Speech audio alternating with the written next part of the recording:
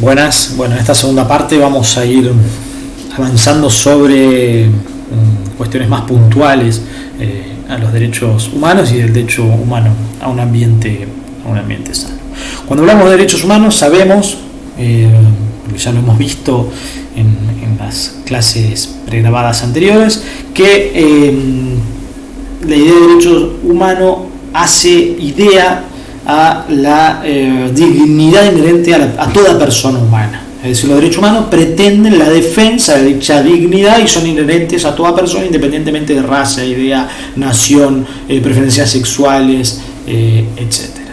Y la segunda es que es una idea, hacia la idea de la límite al poder del Estado. Y en efecto, el medio ambiente sano es inherente a la dignidad de toda persona y está necesariamente vinculada a la idea de los derechos humanos y de otros derechos humanos. Cuando digo que está necesariamente vinculada a la de otros derechos humanos, esto es algo absolutamente claro que ha sido desde los tiempos del cólera, de la fiebre amarilla, estudiado por los primeros higienistas y los primeros sanitaristas que pudieron entender que el agua contaminada era la responsable de la causante de determinadas enfermedades como la tifoidea, como la fiebre amarilla, como la cólera. Bueno, esto vincula claramente al ambiente con otros derechos. Difícilmente una persona pueda tener y desarrollar cabalmente el derecho a la salud, a la vida, al trabajo, si no tiene un ambiente apto para el desarrollo de esos derechos. Entonces ahí tenemos un rasgo fundamental, que el derecho al ambiente también contempla y tutela otros derechos. Hay una interdependencia de los derechos humanos fundamentalmente con el derecho a un ambiente sano. Ustedes saben que hay autores que distinguen en generaciones de derechos: primera generación, segunda generación, tercera generación y cuarta generación. Estos derechos a un ambiente sano se relacionan con el derecho humano vinculado a la tercera y cuarta generación. La primera generación era aquella que había surgido a partir de la Revolución Francesa, con la famosa Declaración de los Derechos del Hombre y del Ciudadano, que tenían que ver con los derechos propios que se reclamaban en aquel entonces contra el absolutismo monárquico, que tenían que ver con derechos civiles y políticos: libertad de credo, libertad de expresión, derecho de voto, derecho a no sufrir malos tratos, represión a toda autoridad, el ejercer el comercio libremente. Luego de esto surgieron los derechos humanos de segunda generación, que tenían que ver con que los derechos civiles y políticos eran insuficientes y necesitaban ser complementados. A fines del siglo XX, principio del siglo XX, fin del siglo XIX, surge un movimiento obrero fuerte y reclama que estas libertades formales requerían otro tipo de derechos y de consagración y de contemplar otro tipo de derechos de tipo sociales, económicos, culturales. Y ahí surgen los derechos sociales, económicos y culturales, como el derecho al trabajo, derecho a la alimentación, derecho a la educación, y luego son retomados cuando se crea Naciones Unidas. Recordemos que hay dos grandes pactos: el Pacto de Derechos Civiles y Políticos y el Pacto de Derechos Sociales, Culturales y Económicos, y cada uno está regulado y contemplado en cada uno de estos pactos.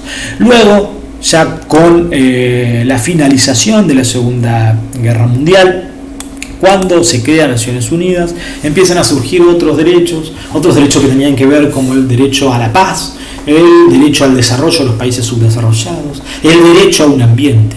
Son una serie de derechos que requerían urgencia y así eran planteados por la comunidad internacional. Este proceso surge fundamentalmente a partir de los 60 y los 70, tiene que ver con lo que fue la descolonización, sobre todo los países del África subsahariana y de África en general, que pedían su independencia, pedían la posibilidad de desarrollarse también y pedían la paz. También tenía que ver con otros derechos que tenían que ver con la interdependencia de los estados, con la solidaridad de los estados, con la cooperación y con la globalización que estaba surgiendo en aquel momento y avanzando fuertemente. Entonces los estados son conscientes de que existen problemas globales cuya solución no puede estar puertas adentro de los estados, sino que exigen respuestas coordinadas, que exigen respuestas globales. Esto es recurrir a la cooperación internacional. Consecuencia de ese cambio global, surgen los derechos de tercera generación que enfatizan en la necesidad de la cooperación internacional y tienen una dimensión básicamente colectiva. Ya se deja de lado la perspectiva liberal individualista propio de los derechos humanos de primera generación, propio de los derechos civiles, políticos, y se empieza a hablar de derechos humanos colectivos, derechos humanos más globales. Esto no surge de la Carta de Naciones Unidas, dijimos que es posterior, es de los 60, 70, empieza a hablarse de derecho humano a un ambiente sano, pero sí en la Carta de Naciones Unidas, en la Declaración Universal de los Derechos Humanos de 1948, habla en el artículo 45 del derecho a la salud. Y esto tiene que ver con el derecho humano a la salud y al medio ambiente. También pueden estar implícitos, o se considera que están implícitos en el preámbulo de la Declaración Universal de los Derechos Humanos, en donde se hace referencia a que los pueblos de las Naciones Unidas han reafirmado su fe en los derechos fundamentales del hombre y se han declarado resueltos a promover el progreso social y elevar el nivel de vida dentro del concepto más amplio de libertad. Es obvio que el deterioro al medio ambiente no favorece el progreso humano, no contribuye a elevar el nivel de vida de la humanidad tampoco. Ahora bien, el ayornamiento de la Declaración Universal de los Derechos Humanos a la perspectiva de derecho ambiental surge fundamentalmente a partir de la Conferencia de Naciones Unidas sobre el Medio Ambiente y Desarrollo Sostenible, conocida más comúnmente como la Cumbre de la Tierra de 1992. Allí se aprueban distintos instrumentos, documentos y estrategias como la Agenda 21, que tiene un plan de acción con metas ambientales, con metas de desarrollo. También la Declaración de Río sobre Medio Ambiente y Desarrollo y una declaración sobre principios relativos a los bosques, a la Convención sobre Cambio Climático, a la diversidad biológica, a la diversificación y temas que estaban en aquel momento en boga.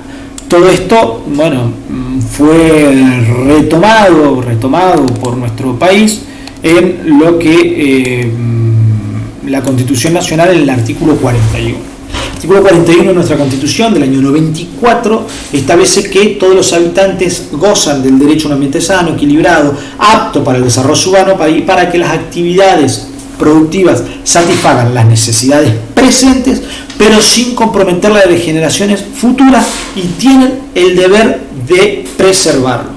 Aquí vemos cómo ya hablamos de derechos humanos de tercera generación por orden de aparición, pero también estamos hablando de un derecho intergeneracional. Tenemos la obligación de respetar y de proteger el ambiente para las generaciones futuras. Esta es la primera vez que empezamos a ver cómo tenemos que legislar, tenemos que tutelar derechos de generaciones que hoy no están. Entonces ahí empezamos a hablar de derechos también de cuarta generación. La propia Constitución también habla de la obligación de recomponer y de reparar según lo establezca la ley. También hace referencia a que las autoridades proveerán a la protección de esos derechos, la utilización racional de los recursos naturales. Recordemos que empezamos esta clase programada hablando de racionalidad del modelo productivo que nos ha llevado a la catástrofe ambiental que hoy nos aqueja como humanidad y a todo el globo y concretamente a la provincia de Entre Ríos, como ya vamos a ver, pero que la nación, las autoridades nacionales deben dictar los presupuestos mínimos de protección ambiental y las provincias deberán regular en consonancia y todo lo que complementariamente deban en relación a los presupuestos mínimos que dicta nación.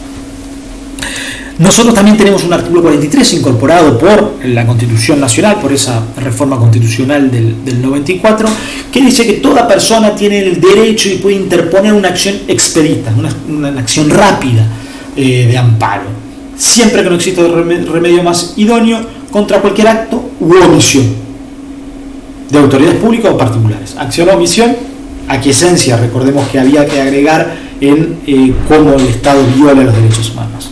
Bueno, contra esa autoridad o esa persona que ejerciendo la autoridad altere, amenace con arbitrariedad o ilegalidad manifiesta derechos y garantías consagrado en la Constitución, consagrado en las convenciones internacionales, en los tratados y en la ley provincial, nacional, incluso en alguna legislación local, municipal.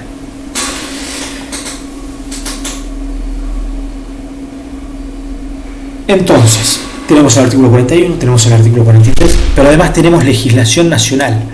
La Argentina ha ido dictando una serie de leyes en política ambiental muy prolífica, pero que aún falta, que son de presupuestos mínimos y que las provincias deben también regular en lo específico. Tenemos la Ley General del Ambiente, que es la ley marco de derecho ambiental. Ninguna legislación que regule cuestiones ambientales puede estar por el mínimo de esto.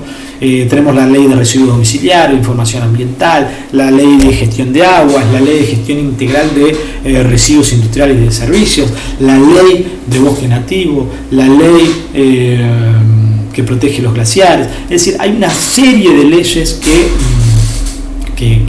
que tutelan el derecho ambiental, pero que no han tenido los resultados esperados hasta el momento. Ahora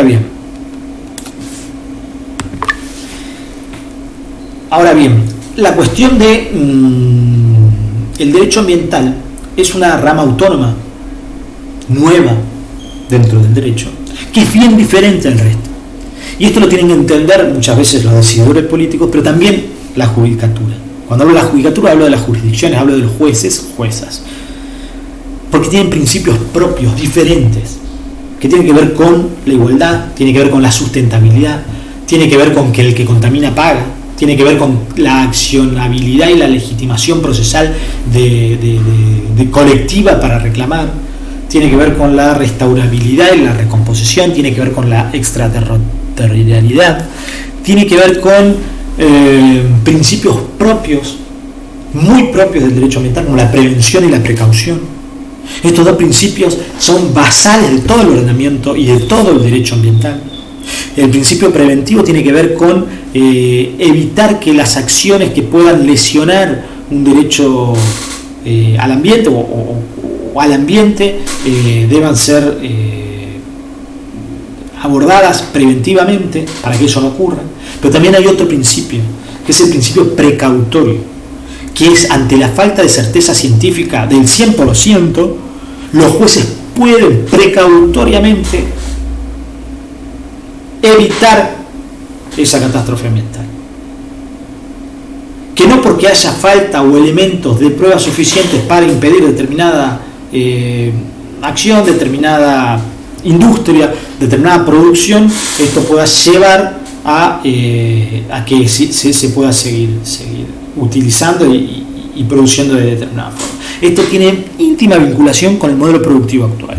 Ustedes saben que la mitad de la población infantil que está internada en el Garrahan con cáncer es de la provincia de Entre Ríos y se relaciona íntimamente con las zonas donde se produce intensivamente la producción de soja y donde se aplican agrotóxicos. Bueno, ahí debería intervenir preventivamente y precautoriamente un juez para decir, hasta acá llegamos, acá hay que actuar precautoriamente, acá hay, por más discusiones económicas, fitosanitarias, de las discusiones que ustedes quieran, pero acá hay un posible daño ambiental, irreparable, y entonces yo tengo que actuar precautoriamente. Bueno, eso es lo que no está aconteciendo en la actualidad. Esto es el kit de la cuestión y es lo que los jueces deben tener que entender para que podamos aplicar el derecho ambiental de una manera global, de una manera solidaria, con estos principios de precaución y prevención, y siempre con una mirada holística, pero también intergeneracional. Bueno, hasta aquí, y espero que, bueno, con los complementos que le vamos a dar puedan terminar de darse una idea general de lo que es el derecho humano a un ambiente sano. Muchas gracias.